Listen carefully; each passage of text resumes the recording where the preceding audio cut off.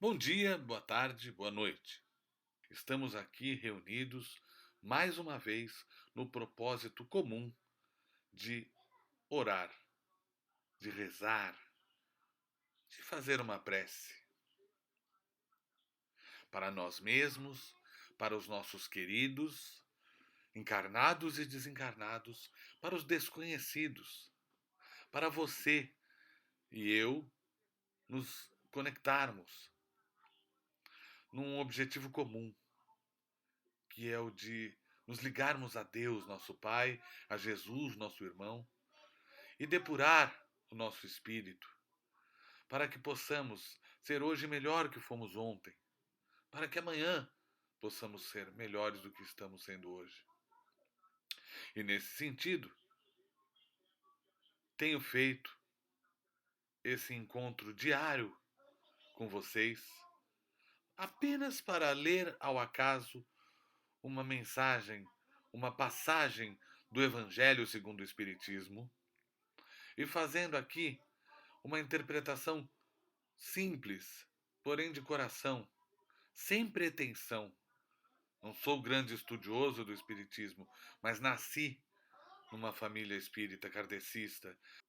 Assim, meu amigo, minha amiga, meu irmão, minha irmã do caminho, no sentido de ajudar esse nosso combate, esse nosso bom combate, eu me coloquei à disposição para fazer essa oração diária. E nesse sentido, também é agora que eu pego o Evangelho e abro ao acaso. Na leitura ao acaso, temos o capítulo 5, Bem-aventurados os aflitos, Instruções dos Espíritos, item 19. Vossa terra é por acaso um lugar de alegrias, um paraíso de delícias? A voz do profeta não soa ainda aos vossos ouvidos? Não clamou ele que haveria choro e ranger de dentes para que os que nascessem neste vale de dores? Vós, que neles viestes viver, esperai, portanto, lágrimas ardentes e penas amargas, e quanto mais agudas e profundas forem as vossas dores, voltai os olhos ao céu e bendizei ao Senhor, por vos ter querido provar. Ó homens, não reconhecereis o poder do vosso Senhor, senão quando ele curar as chagas do vosso corpo e encher os vossos dias de beatitude e de alegria? Não reconhecereis o seu amor, senão quando ele adornar vosso corpo com todas as glórias e lhe der o brilho e o seu alvor? Imitai aquele que vos foi dado para exemplo. Chegado ao último degrau da abjeção e da miséria, estendido sobre um monturo, ele clamou a Deus: Senhor, Senhor, conheci todas as alegrias da opulência, e vós me reduzistes à mais profunda miséria. Graças, graças, meu Deus, por terdes querido provar o vosso servo. Até quando os vossos olhos só alcançarão os horizontes marcados pela morte? Quando, enfim, vossa alma quererá lançar-se além dos limites do túmulo? Mas ainda que tivesseis de sofrer uma vida inteira, que seria isso ao lado da eternidade de glória reservada àquele que houver suportado a prova com fé, amor e resignação? Procurai, pois, a consolação para os vossos males no futuro, que Deus vos espera. E vós, os que mais sofreis, julgar-vos-eis os bem-aventurados da terra. Como desencarnados, quando vagáveis no espaço, escolhestes a prova, esta vossa prova. Porque vos consideráveis bastante fortes para suportá-la. Por que murmurais agora? Vós, que pedistes a fortuna e a glória, o fizestes para sustentar a luta com a tentação e vencê-la. Vós, que pediste para lutar de alma e corpo contra o mal moral e físico, sabíeis que quanto mais forte fosse a prova, mais gloriosa seria a vitória, e que, se saísseis triunfantes, mesmo que vossa carne fosse lançada sobre um monturo, na ocasião da morte, ela deixaria escapar uma alma esplendente de alvura, purificada pelo batismo da expiação e do sofrimento. Que remédios, pois, poderíeis dar aos vossos que foram atingidos por obsessões cruéis e males pungentes? Um só e infalível: a fé. Voltar os olhos para o céu. Se no auge de vossos mais cruéis sofrimentos cantardes em louvor ao Senhor, um anjo de vossa guarda vos mostrará o símbolo da salvação e o lugar que devereis ocupar um dia. A fé é o remédio certo para o sofrimento. Ela aponta sempre os horizontes do infinito, ante os quais se esvaem aos poucos dias de sombra do presente. Não mais nos pergunteis, portanto, qual o remédio que curará tal úlcera ou tal chaga, esta tentação ou aquela prova. Lembrai-vos de que aquele que crê se fortalece com o remédio da fé, e aquele que duvida um segundo de sua eficácia é punido na mesma hora, porque sente imediatamente as angústias pungentes na aflição. O Senhor pôs o selo em todos os que creem nele. Cristo vos disse que a fé transporta montanhas. Eu vos digo que aquele que sofre e que tiver a fé como apoio será colocado sob a proteção do Senhor e não sofrerá mais. Os momentos mais dolorosos serão para ele como as primeiras notas de alegria da eternidade. Sua alma se desprenderá de tal maneira do seu corpo que, enquanto se torcer este em convulsões, ela pairará nas regiões celestes, cantando com os anjos os hinos de reconhecimento e de glória ao Senhor. Felizes os que sofrem e choram, que suas almas se alegrem, porque serão atendidas por Deus. Santo Agostinho, mensagem tomada em Paris, 1863. Meus amigos, meus irmãos do caminho, este não é um mundo fácil.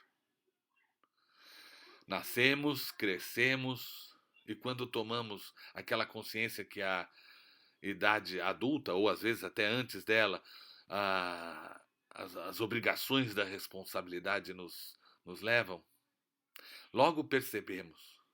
Às vezes de criança, por uma situação, uma perda de um pai, às vezes o pai e a mãe, não é?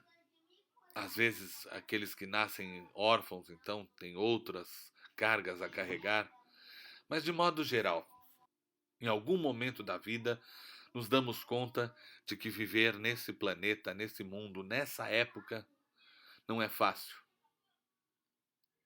Há mais motivos para chorar do que para rir. Há mais sofrimento do que alegrias. Há muito poucos momentos de alívio, de tranquilidade. Temos alívio, temos felicidade, temos alegria, sim. Naquele convívio familiar, com os nossos esposos e esposas, com os nossos filhos, com os nossos pais.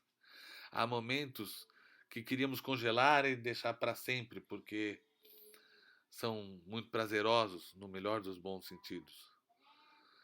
Mas esses momentos se vão. E os problemas são uma tônica muito mais comum na nossa vida do que os momentos tranquilos e prazerosos. O dinheiro não é capaz, por si só, de nos trazer alívio à alma, ao coração e de nos afastar as agruras e sofrimentos do caminho. O dinheiro, às vezes, é um fardo. A miséria, por sua vez, também não é o único requisito para o sofrimento. Porque nós vemos, não é, pequenas e bobas reportagens pela televisão quando mostram alguma comunidade. Veja, nós vemos crianças sorrindo, crianças brincando, homens e mulheres sofridos, e estão ali sorrindo. Portanto, precisamos seguir o que disse essa lição. Precisamos ter fé, a fé de Jó.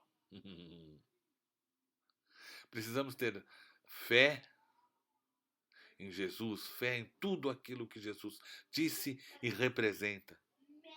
Precisamos ter fé de que tudo o que passamos tem um porquê. E esse porquê é o alívio e a redenção. Porque se pedimos isso antes de reencarnar, é porque temos condição de suportar. Então, não percamos a fé. Aquele sofrimento, aquela pessoa que nos tira o sério, às vezes um irmão, uma mãe, ele está no lugar certo, na hora certa. E a nossa responsabilidade é lidar com aquilo como a gente certamente deve ter dito que conseguiria. Portanto, de novo falando, é a fé. É a fé, a resignação, a caridade, a humildade, porque esses foram os atributos mais trabalhados por Jesus Cristo em sua passagem por esse planeta. Por termos ouvido tão duras, porém otimistas palavras, agradecemos mais um momento iluminado. E encerramos com o Pai Nosso. Pai nosso que estais nos céus, santificado seja o vosso nome. Venha a nós o vosso reino. Seja feita a vossa vontade, assim na terra como no céu. O pão nosso de cada dia nos dai hoje. Perdoai as nossas dívidas, assim como nós perdoamos os nossos devedores. Não nos deixeis cair em tentação, mas livrai-nos de todo o mal. Porque vosso é o reino, o poder e a glória para todo sempre. Que assim seja.